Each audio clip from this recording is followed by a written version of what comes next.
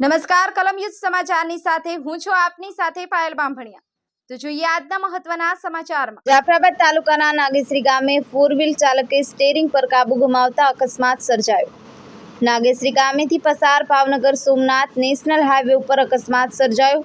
પૂરપાટ ઝડપે આવતી કાર ચાલકે આખલો અને ભાર રિક્ષાને ટક્કર મારતા ઈજાઓ પહોંચી।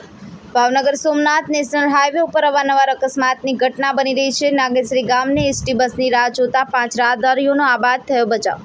અકસ્માતની જાણ થતાં લોકોના ટોળે ટોળા એકઠા થયા। બ્યુરો રિપોર્ટ, કલમયુદ્ધ સમાચાર, જાફરાબાદ।